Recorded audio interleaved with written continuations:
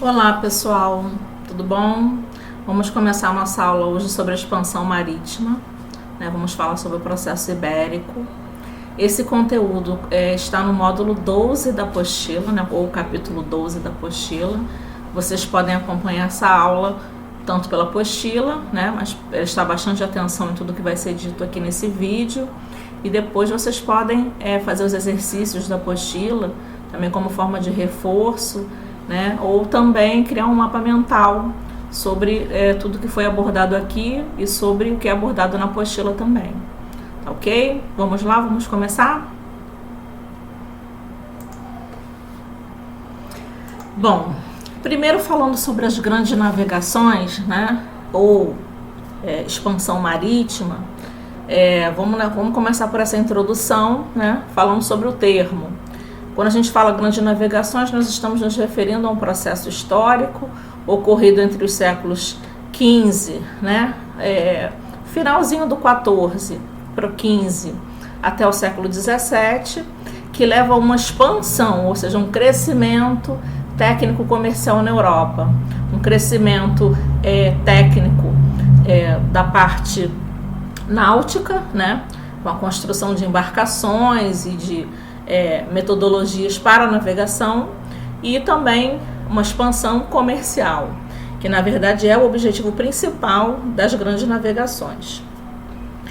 Junto com essa questão de expansão técnica comercial, a gente também tem, consequentemente, um acúmulo de capital, alargamento de fronteiras e um grande intercâmbio cultural. Então vamos falar um pouco sobre o contexto histórico em que ocorre essa expansão marítima, né? Então, na época em que se iniciou esse processo de grandes navegações, como é que era o contexto histórico, né, na Europa? Bom, como nós já aprendemos, durante o século XV a gente tem uma crise do regime feudal, né? Uma revolução comercial urbana muito grande, né?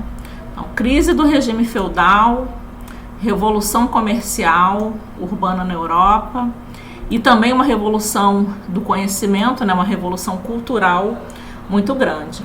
Então, todas essas mudanças, né, que fazem parte desse contexto histórico, ou seja, a gente está saindo de um período chamado de Idade Média, né, aspirando o período chamado de Idade Moderna, né, que ocorre ali na Europa Ocidental. E aí, na transição desse período, né, com a crise do regime feudal, revolução comercial, maior contato entre a população que sai da área rural e vai para a área urbana.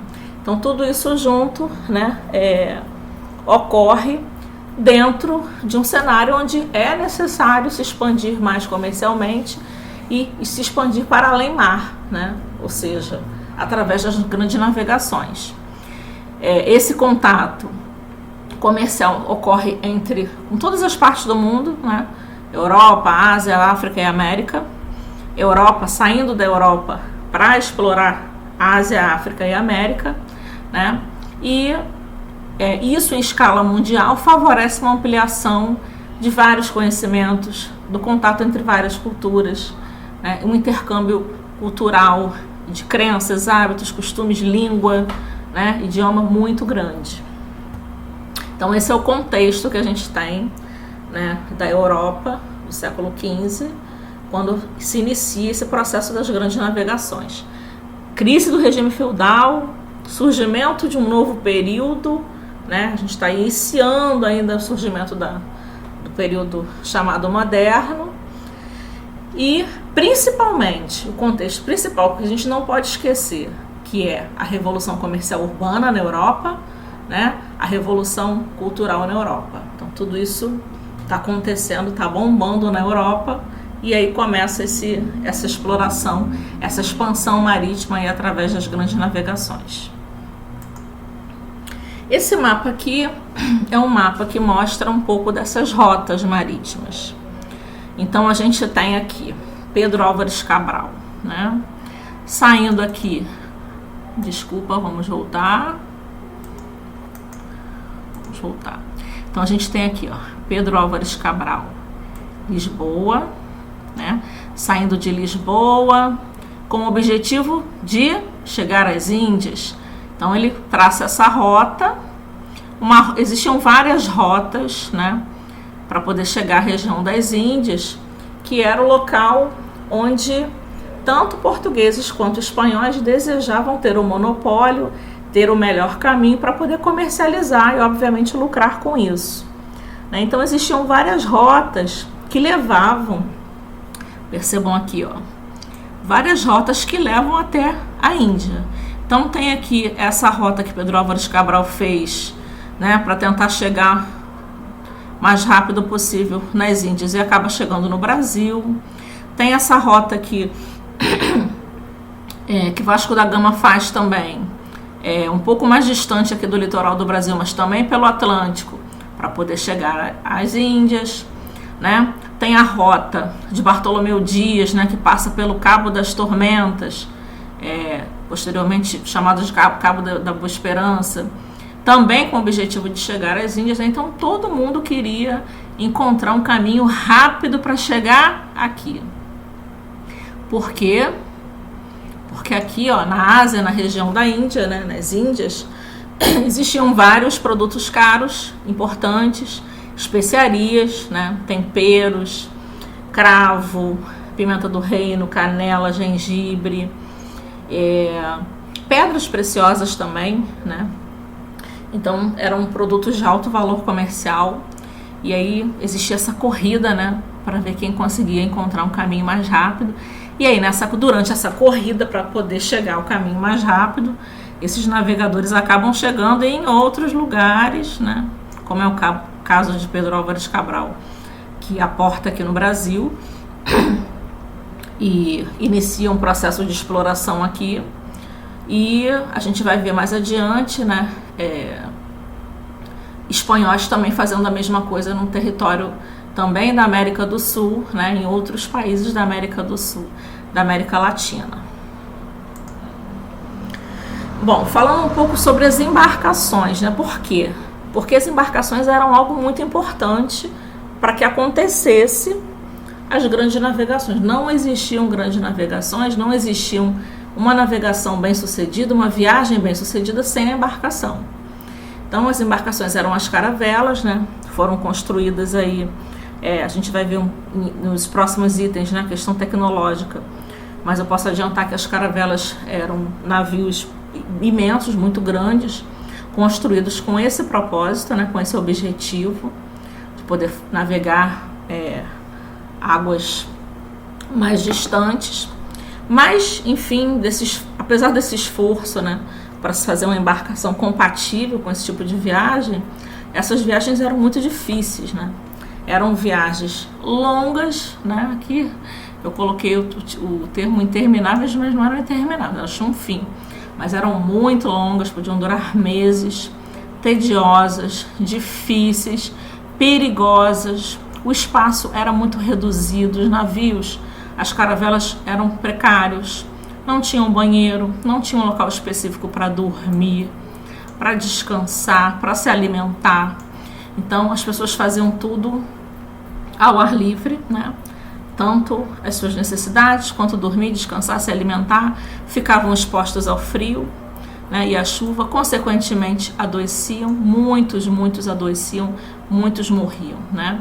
Eram viagens inclusive que tinham que ter uma tripulação muito grande, justamente porque já se esperava que muitos iam morrer no caminho, né? A tecnologia era precária, não amenizava os perigos do alto mar, né? Mas era a tecnologia que existia na época e era um grande avanço, né? Então a gente vai ver na questão da tecnologia, dos instrumentos usados, foi um grande avanço.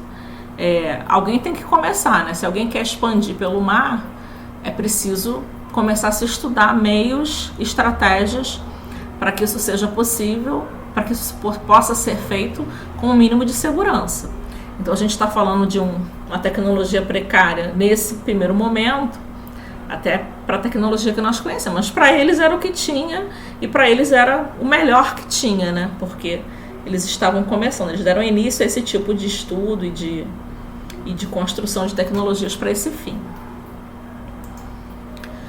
Isso aqui é uma figura, né, de uma caravela, falando um pouco sobre essa ciência náutica, e aqui está falando sobre a questão das velas, né, que os portugueses passaram a usar velas latinas, que permitia navegar com ventos desfavoráveis, a utilização do astrolábio também, que era importante, os canhões passaram a fazer parte da configuração aqui da caravela, enfim. Isso aqui é uma figura que vocês podem depois ver com calma no vídeo, né, que está explicando um pouquinho sobre essa ciência náutica. Falando um pouco sobre o mar tenebroso. Então vejam bem, precisavam navegar para chegar até as Índias, para comprar, para comercializar produtos e especiarias valiosos. Para fazer isso, precisavam navegar. Para navegar, precisavam de um navio. O navio era precário, a tecnologia marítima era precária. E ainda existia um mar tenebroso, né? Podemos dizer assim. Por quê? Bom, o Atlântico era pouco explorado, né? Não era uma área muito navegável, justamente porque acreditava-se que existiam muitos perigos imaginários no Atlântico. Era um mar muito revolto, imprevisível. Muitos homens acreditavam que... e lendas, né? Diziam que seres monstruosos podiam afundar as embarcações, devorar tripulantes.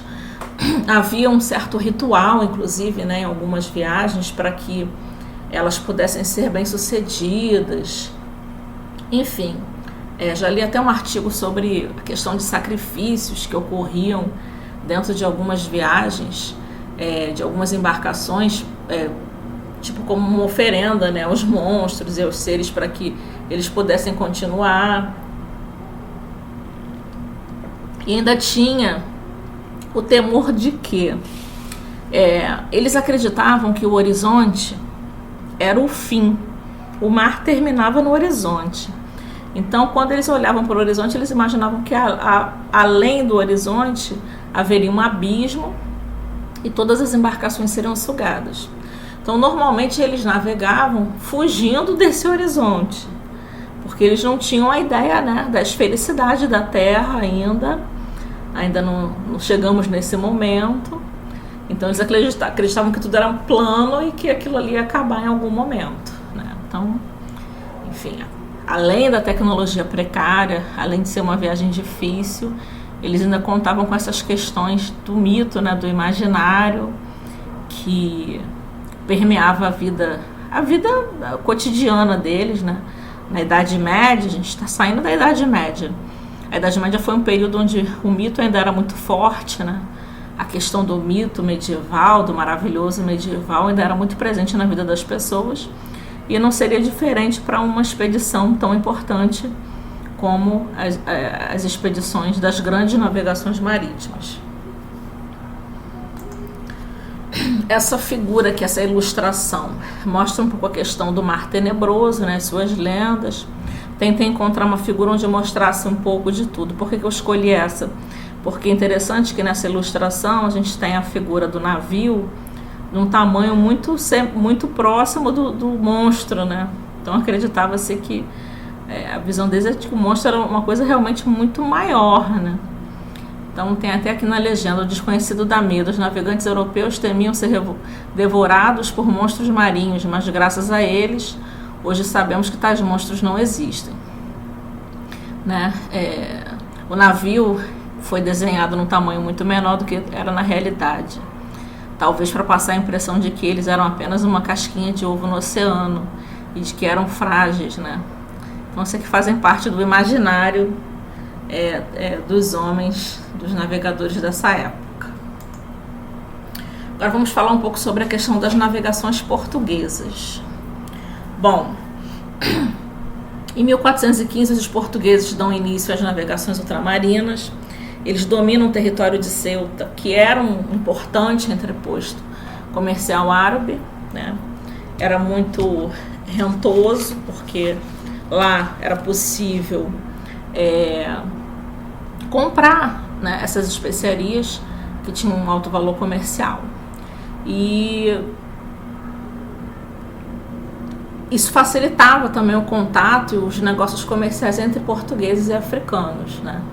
Então, Ceuta era um território que atendia e facilitava o negócio dos portugueses e dos africanos, tanto para a compra, né, dessas especiarias e desses produtos importantes, agrícolas, e também no tráfico de escravos, mas também era rentoso para os africanos, né?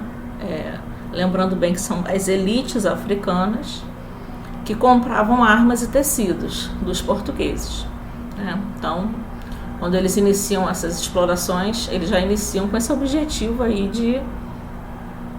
de conseguir comercializar, né? Então, o objetivo inicial era comercializar com outros povos. Então, Portugal começa a explorar pelo Atlântico, né? Ele pensa numa viagem com o objetivo de chegar às Índias, né? Claro que sempre o objetivo era comercializar, né? Tendo em vista que essa região das Índias já era uma região relativamente colonizada.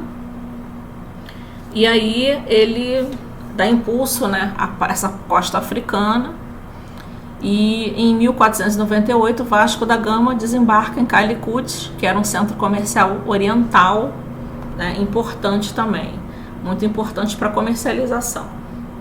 E aí os portugueses pensam o seguinte: é necessário encontrar uma forma rápida, segura de chegar às Índias, né, de forma que nós tenhamos o monopólio dos produtos lá. Então, várias pessoas estavam conseguindo chegar, né, e fazer comércio com essas regiões, né, principalmente com Calicut, mas tanto portugueses quanto espanhóis traçavam sempre planos, né, e viagens para tentar encontrar um caminho mais rápido. E aí os portugueses, em 1500, né, em abril de 1500, eles iniciam uma viagem. Na verdade, em março, né, de 1500, eles iniciam uma viagem com o objetivo de chegar num caminho mais rápido até as Índias. Eles acabam se desviando desse caminho, né, e no dia 22 de abril desembarcam aqui no Brasil, né. O objetivo inicial, como eu já disse, era conhecer outras rotas para o Oriente, né? Mas quando os portugueses chegam aqui, né, eles se deparam com um cenário em que pensam ser um bom negócio. Deixa eu voltar aqui. Um bom negócio, né, explorar as riquezas dessa terra. E aí eles passam a explorar, como todos nós já aprendemos, inicialmente o pau-brasil, e posteriormente ocorre o cultivo também, né, já no período pré-colonial e colonial, cultivo do açúcar, né, da cana-de-açúcar, enfim. Viram aqui também uma grande possibilidade de exploração de riquezas. Essa aqui é uma ilustração que eu gosto muito, né, sobre essa chegada dos portugueses aqui. É uma ilustração que eu gosto porque ela resume, né, tudo o que é preciso saber. Se a gente for tentar imaginar, né, os portugueses chegando aqui no Brasil, a gente precisa ter a visão das caravelas, a visão dos portugueses num bote se aproximando e a visão dos indígenas os recebendo. E aí nessa imagem, nessa figura, eu consigo ver isso tudo. Óbvio que esse primeiro contato foi um choque, né, um estranhamento fortíssimo, né, visto que os hábitos europeus eram completamente diferentes dos hábitos dos nativos indígenas aqui no Brasil, né? Mas enfim, isso aí já é um assunto para um outro conteúdo. Falando sobre a expansão marítima dos espanhóis, né? Os espanhóis também chegam à América. Os espanhóis tiveram um importante destaque também nas expedições marítimas ibéricas, né? Em agosto de 1492, Cristóvão Colombo deixa a Espanha com 3 embarcações e, após navegar pelo Ocidente para chegar ao Oriente, no dia 12 ele desembarca aqui no continente americano, acreditando ser o Oriente, né? Ele desembarcou aqui acreditando ser o Oriente, e aí posteriormente ele percebe que não é. Percebam que Cristóvão Colombo chegou nesse território da América em 1492. Os portugueses chegaram no território do Brasil, né, terra de Pindorama, em 1500. Um pouco depois, né, existem documentos datados, o próprio Tratado de Tordesilhas, né, mostra que toda essa região da América, inclusive o trecho que corresponde ao Brasil, já era de conhecimento dos europeus, né, principalmente dos portugueses e dos espanhóis, antes mesmo dos portugueses chegarem aqui, antes de 1500. Então, já se tinha conhecimento de que havia essa região, essas terras que podiam ser exploradas ou não. Elas efetivamente começam a ser exploradas em 1500, né, em abril de 1500, mas se a gente for observar toda essa movimentação, né, pelo Atlântico e por essa região aqui das Américas, a gente vai ver que ela ocorre bem antes de 1500, né? E aí Cristóvão Colombo chega aqui e começa também o seu processo de exploração dos povos nativos da América. Também, né, assim como ocorre entre os portugueses e os nativos aqui da terra do Brasil. Essa aqui é uma figura também que simboliza um pouco essa chegada dos espanhóis na América, né? Eu escolhi essa figura também, acho interessante, por vários motivos, mas mais especificamente por essa questão aqui do padre, né? Porque ele já traz aqui o simbolismo cristão, né? Que é imposto a esses povos. Na verdade, o cristianismo é imposto tanto pelos portugueses aqui no Brasil, quanto pelos espanhóis no território da América do Sul, América Latina, né? É interessante a gente lembrar e ressaltar que os monarcas da Espanha desse período eram Fernando e Isabel, né? Os reis católicos, que inclusive incentivaram, né, implementaram a Santa Inquisição na Espanha, e foram responsáveis pelo processo de construção do Estado Nacional Espanhol. Então essa questão da religião, né, do cristianismo era muito forte também na construção do Estado Nacional moderno espanhol, e quando os espanhóis chegam aqui, isso também fica muito evidente nessa ilustração aí com a figura do padre, como uma figura importante aí nesse momento inicial de exploração. Óbvio que a questão do cristianismo, né, da inserção do cristianismo aqui, não vai ser a única ou a mais importante, né? Muito provavelmente a exploração de ouro, né, de minérios na região da Espanha, a dizimação e dominação dos povos foi um fator mais importante também para a gente tratar.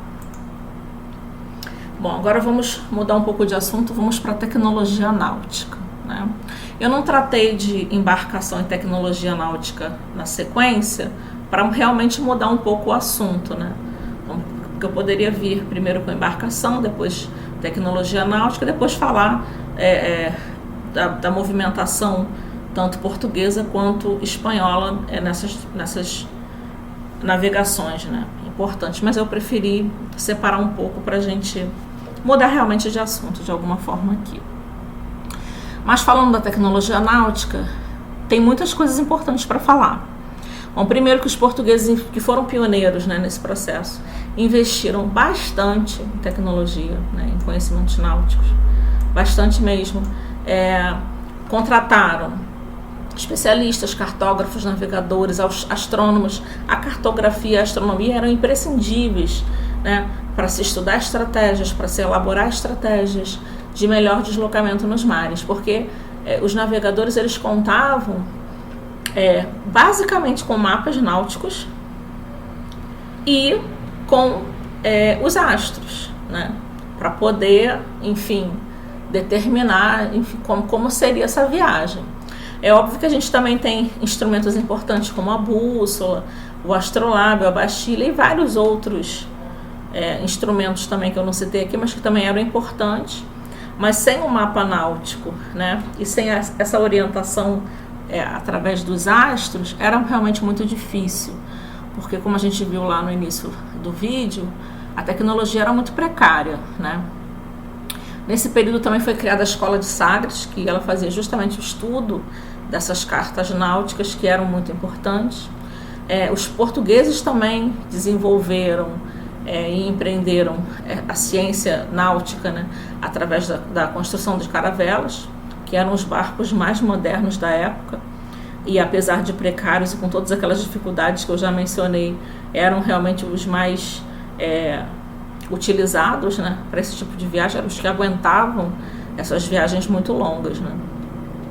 Então, os portugueses, que foram pioneiros nesse processo de expansão marítima, eles deram uma grande contribuição, né, de conhecimento náutico, né, para as civilizações posteriores, né, para os pesquisadores e especialistas posteriores. Então, quem estuda náutica, quem estuda cartografia, é preciso consultar sempre os portugueses e essas contribuições importantes que eles deram aí ao longo da história. Contribuições que eles deram justamente para poder atender os seus interesses, né, que eram de exploração dessas novas terras, né, exploração comercial, enfim, ou de dominação. Mas o fato é que eles empreenderam muitos conhecimentos, eles possibilitaram muitos conhecimentos e muitos avanços importantes, né, quando se trata de orientação, localização, estratégias de longas viagens marítimas. Essa figura aqui tem alguns instrumentos, né, que eram utilizados. Lupa, né, tá aqui, bússola. Isso aqui é um relógio celular. Isso aqui é uma luneta. Também é muito utilizada, né, muito importante para esse tipo de navegação. E o próprio mapa, né, náutico, que também era necessário para eles poderem traçar, enfim, as rotas e os melhores caminhos. Sobre as relações comerciais e culturais. Bom, nós já entendemos que as viagens eram difíceis, que precisavam de uma boa tecnologia. Já aprendemos que portugueses foram pioneiros nessas viagens, né? Espanhóis também empreenderam nessa grande aventura, e ambos tinham o objetivo de chegar às Índias para comercializar especiarias, produtos caríssimos das Índias. Mas aí no meio do caminho eles acabaram conseguindo outras coisas, né? Essas outras coisas são justamente a chegada em outros territórios e a exploração e dominação desses territórios. Mas pensando nessas relações comerciais e culturais, a gente precisa entender que houve uma ampla relação, né? Uma ampla relação comercial, né, com essas mercadorias conseguidas nas Índias. Houve uma ampla relação entre portugueses. Vamos lá. Deixa eu voltar aqui. Vamos voltar. Voltei. Então, houve uma ampla relação entre portugueses, espanhóis, franceses, ingleses, holandeses, toda essa galera aqui, tá? Portugueses, espanhóis, franceses, ingleses, franceses, navegaram. Todos eles fizeram parte desse processo de expansão marítima. Nessa aula, a gente está tratando da questão ibérica, do processo ibérico, ou seja, países da Península Ibérica, né? Estamos tratando de Portugal e Espanha. Mas a gente vai ver mais adiante, porque a gente tem esse processo até o século XVII, que franceses, ingleses, holandeses também empreenderam, também deram contribuições importantes e ricas aí, náuticas, de conhecimento e de exploração, né, e de dominação de regiões. Mas, voltando aqui à questão comercial, essas grandes navegações, esse movimento de expansão aí, marítimo, possibilitou trocas desses povos com indianos, com chineses, com congoleses, com indígenas da América, né, aqui mesmo no Brasil. E, saindo um pouco da questão da exploração, foi possível também, né, um grande conhecimento, né, por todos esses povos. Uma grande troca de conhecimentos, uma grande troca de conhecimentos, de hábitos, de costumes, de crenças, né, de idiomas. Então, assim, a troca foi muito rica, né, e importante. Até hoje a gente percebe na prática, na nossa vida diária, né, e não só nós, mas vários povos herdaram muito desse intercâmbio que ocorreu, né? Então, essa expansão marítima, as grandes navegações, elas serviram para ampliar as relações comerciais entre esses povos e também, né, para ampliar as relações culturais e as relações de trocas culturais. Esse intercâmbio foi muito importante para o surgimento de novos povos, podemos dizer assim, que são resultado, né, tanto desse processo de exploração, desse processo de colonização, enfim. Então, houve também o surgimento desses novos povos multiculturais que existem hoje. Aqui no Brasil a gente vê muito isso, por conta dessas relações, dessa troca de relações culturais importantes, né, que ocorreram durante esse processo de expansão comercial marítima. Então, essa é uma questão muito importante que a expansão marítima traz, né? Aqui a gente tem um mapa sobre rotas de comércio, né, que são utilizadas pelos europeus. Ali está século XIV e abaixo século XV, porque é um pouco o final do século XIV, né, e já no século XV. O importante da gente observar desse mapa é o que cada região oferece, né? Então a gente tem aqui na África a questão do marfim, ouro, pimenta malagueta, escravos. No Oriente Médio, perfumes, tapetes. Aqui na região das Índias, né? Olha aqui Calicut. A gente tem cravo, canela, cânfora. Tem também aqui, não tá, mas tem pimenta do reino. Enfim, vários temperos, né, que a gente utiliza hoje em dia. A gente tem na Ásia também seda, né? Seda porcelana, que é muito utilizada aqui na Ásia. Enfim, saindo um pouco aqui da Ásia, né? Passando para esse outro continente aqui, que a gente já está perto, já está mais próximo aqui da Oceania, né? A gente tem cravo, canela, cânfora, gengibre, noz moscada, que também era encontrado aqui na região da Índia, né?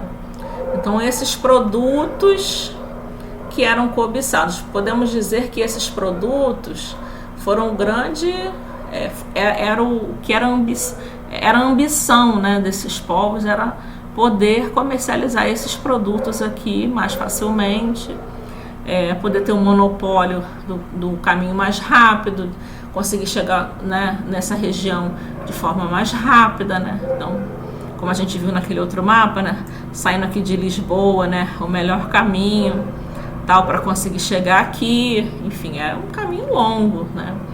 E aí todos eles buscavam realmente a melhor forma de conseguir serem bem-sucedidos nessa empreitada. Sobre as relações comerciais e culturais no Brasil, essa figura aqui eu acho que é uma figura bem interessante, porque ela fala, ela tem a questão essa figura é sobre a primeira missa, né, que foi rezada aqui no Brasil. E a primeira missa, assim como aquela outra figura lá da relação comercial e da chegada dos espanhóis na América, essa figura também é emblemática por conta da religião, da questão do cristianismo que é inserido aqui. Então a gente tem a figura do padre rezando a primeira missa para os povos indígenas, que também tinham a sua crença, mas que eram considerados povos pagãos, justamente por não terem a crença na religião católica, né, na religião cristã. Essa figura aqui fala um pouco da relação mais comercial, né, da Espanha com os povos dominados da América, que é a questão do ouro, né? Os espanhóis, quando chegaram na América, do território da América, né, chamados países pré-colombianos, eles ficaram impressionados com a quantidade de ouro né? Que era a sociedade convivia com o ouro com uma naturalidade assim, como nós convivemos com o ar que a gente respira. E aí os espanhóis ficaram, obviamente, né, muito espantados, escandalizados, e trataram logo de traçar um plano para que todo esse ouro tivesse um caminho, né, específico, que era a Europa. E aí dentro desse processo de exploração foi bem complicado, né? Vários povos foram dizimados. A gente tem aí sociedades como os maias e astecas sendo dizimadas por conta dessa relação de dominação e exploração, que foi bem cruel. Bom, eu espero que vocês tenham gostado dessa videoaula sobre esse processo de expansão marítima. Essa aula, né, buscou tratar, e eu espero que vocês tenham, né, entendido dentro desse processo o contexto, né, da Europa. Eu espero que vocês tenham também entendido a questão das embarcações e da dificuldade dessas viagens. Não eram viagens simples. Essa aula também fala sobre a questão do objetivo, né, dessas viagens, que era chegar às Índias, né, e para que ocorresse toda a exploração comercial, né, no caso, a compra e venda de produtos e especiarias. E essa aula também buscou tratar separadamente, né, da questão de Portugal e da Espanha dentro dessa exploração aí das grandes navegações, né? Como eu expliquei anteriormente, esses não foram os únicos países que se empenharam aí nesse processo de grandes navegações. Outros países, Inglaterra, França, Holanda, enfim, também se empenharam, né, nesse tipo de comércio marítimo, mas essa aula específica está tratando de Portugal e Espanha, e eu espero que vocês tenham entendido como portugueses e espanhóis, né, navegaram pelo Atlântico durante o século XV, buscando chegar às Índias e encontrando no meio do caminho aí outros lugares importantes que eles vêm a dominar e explorar, como nós também já vimos. Tá ok? Então continuem assistindo as videoaulas, a aula ao vivo lá na plataforma do Zoom, fazendo os exercícios que são orientados, que são enviados para vocês. Um beijo grande e até a próxima aula. Bye, bye.